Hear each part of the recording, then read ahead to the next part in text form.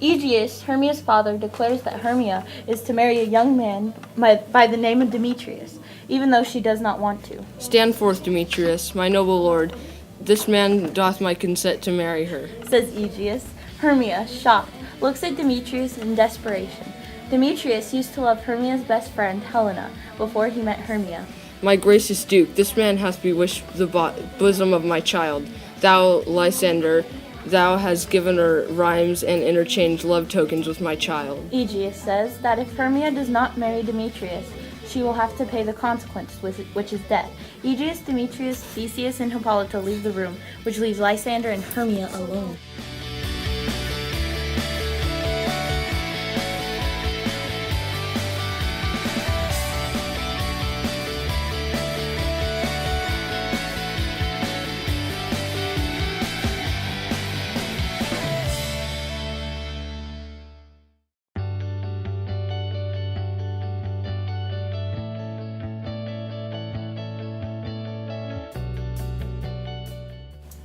Lysander and Hermia alone talk about plans to get away from Athens and the marriage between Hermia and Demetrius. A good persuasion. Therefore hear me, Hermia. I have a widow aunt, a dowager of great revenue, and she hath no child. From Athens is her house remote 7 leagues, and she respects me as her son.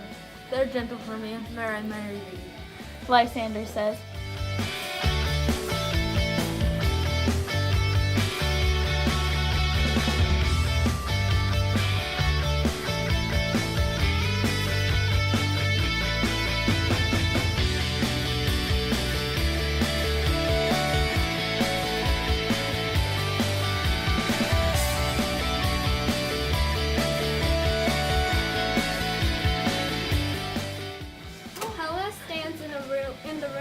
talking to herself.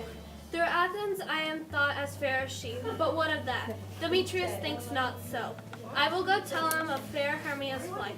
Then to the wood he will tomorrow night pursue her. She skips out of the room, determined to tell Demetrius the plan. Helena follows and annoyed Demetrius into the woods. Helena is almost out of breath as she says, "You draw me, you hard-hearted adamant." Demetrius stomps on the ground and yells, "Hence, get thee gone, and follow me no more. I'll run away from you and hide in the bushes, and leave you to the mercy of wild animals." Demetrius then runs away. "I'll follow thee and make a heaven of hell, to die upon the hand I love so well," says Helena while she runs after Demetrius. Oberon watches the spot where Helena was, shaking his head with sympathy. Suddenly, Robin enters with the love potion. Oberon says, "I pray thee, give it to me. He adds, Take thou some of it, and seek through this grove. A sweet Athenian lady is in love with a disdainful youth. Anoint his eyes, but do it when the next thing he espies may be the lady." Oberon hands Robin the flower back.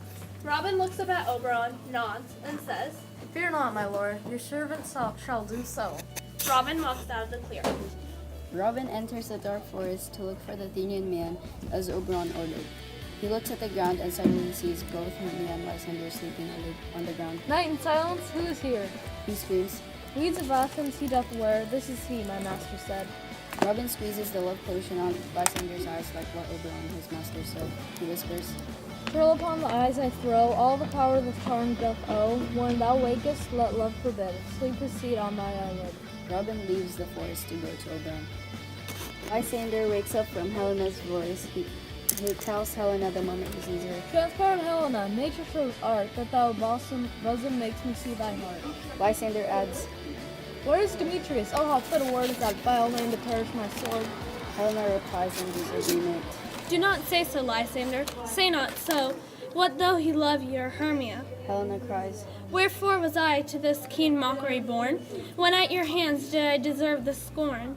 Lysander promises that he will serve Helena and will use everything to make her happy. "And all my powers address your love and might to honor Helen and to be her knight."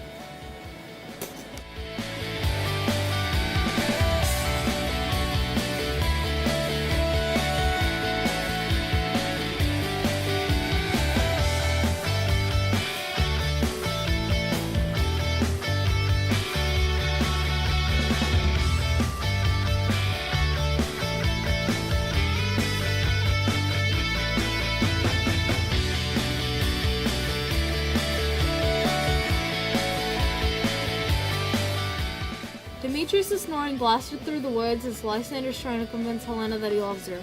Why should you think that I should woo and scorn? Asked Lysander. Helena acts as if she doesn't hear him, playing with her hair as he tries to convince her he loves her. You do advance your cunning more and more. Helena adds sarcastically. Your vows to her and me, put in 2 scales, will even weigh, and both as light as tails. Lysander could not believe this as he adds, I had no judgment when to her I swore. Helena rolls her eyes at this. The snoring suddenly stops as Demetrius slowly wakes up with a dreamy look in his eyes. Oh, Helena, goddess, nymph, perfect divine. Says Demetrius dreamfully. This increases Helena's anger as she yells, Oh spite, oh hell, I see all are bent to set against me for your merriment. Demetrius and Lysander continue to be in denial, so Helena is repeatedly accusing them of mockery. Hermia continued to threaten Helena, She shall not hurt Helena, though you take her part. assures Demetrius to Lysander. Helena's a little scared as she adds. And though she be but little, she is fierce. Hermia's eyes seem to bulge out of her head as she is extremely annoyed. Little again? Nothing but low and little. Let me come to her. Hermia screams angrily. Helena backs away as Hermia tries to grab her.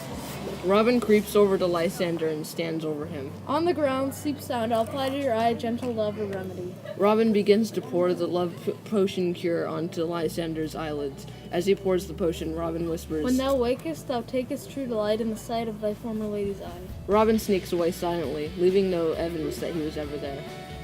Go, bid the huntsmen wake them with their horns. Theseus orders to a servant. The servant leaves without hesitation. Somewhere nearby, the hunters blow their horns, which wakes up Lysander, Demetrius, Helena, and Hermia. All kneel then apologize to Theseus. Demetrius looks at Helena and remembered something. He says, But like in sickness did I loathe this food, but as in health, come to my natural taste. Now I do wish it, love it, long for it, and will forevermore be true to it. Theseus says excitedly, for in the temple by and by with us these couples shall be eternally be knit, and for the morning now is something warm. They all walk out of the woods, and the lovers start thinking about their marriage for when they get back to Athens. The official pronouncements of the 3 marriages are finally over. Right after it ends, Hermia and Lysander get right to eating all the bread. Helena and Demetrius begin talking about their after-party plans. Meanwhile, Theseus could not help but notice how the golden plates looked so messy on the golden table. Hippolyta receiveth the servant to fix the plates. Yells Theseus to Hippolyta. Hippolyta rolls her eyes and gets a servant. She critiques the servant's every move. I bethink it's time. Theseus whispers to Hippolyta after she's done critiquing the servant. Hippolyta nods and yells, Everyone did shut the alas up. Theseus has something to say. Theseus inhales and says, Thanketh thee all for coming to the wedding of Helena and Demetrius, Hermia and Lysander, and most importantly me and Hippolyta. Alloweth the party to begin. As soon as he said this, people throw their bread in there and start grinding. Oberon says the wedding blessing. Now until the break of day, through this house each fairy stray, to the best bride bed will we, which by us shall blessed be, and the issue there create ever shall be fortunate.